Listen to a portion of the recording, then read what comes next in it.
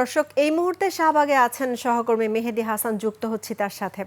মেহেদী, জামায়াতের জাতীয় সমাবেশের প্রস্তুতির কি খবর আছে আপনার কাছে, আমাদের জানান।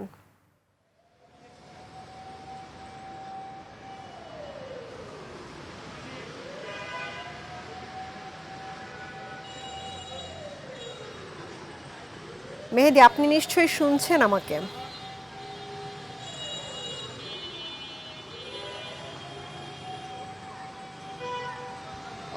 ধন্যবাদ আপনাকে। যেটা বলছিলেন যে জামায়াতের সমাবেশ যা আগামীকাল ২টায় অনুষ্ঠিত হবে, তো সে উপলক্ষে সোহরাওয়ার্দী উদ্যানে এর মধ্যেই প্রস্তুতি চলছে। তো আমরা এই মুহূর্তে আছি শাহবাগ মোড়ে। রাজধানীর বিভিন্ন পয়েন্টে অনেক জ্যাম, ব্যাপক যানজটের কারণে আমরা সোহরাওয়ার্দী উদ্যান পর্যন্ত পৌঁছতে পারিনি। তবে যতটুকু আমরা জানতে পেরেছি, সোহরাওয়ার্দী উদ্যানে পুরো প্রস্তুতি জামাত এরই মধ্যে নিয়ে ফেলেছে। মঞ্চ তৈরি সহ অন্যান্য প্রস্তুতি সম্পন্ন হয়েছে। নেতাকর্মীরা আসবেন আগামীকাল সকাল থেকে। আসলে তো জামায়াতের এই যে জাতীয় মহাসমাবেশটা অনুষ্ঠিত হবে, এটা মূলত নির্বাচন কেন্দ্রিক। আসন্ন জাতীয় নির্বাচন সুষ্ঠু, নিরপেক্ষ এবং শান্তিপূর্ণভাবে যাতে অনুষ্ঠিত হতে পারে, এ লক্ষ্যে তারা ৭ দফা দাবি দিয়েছে। এই ৭ দফা দাবিতে এই সমাবেশটা তারা অনুষ্ঠান করবে।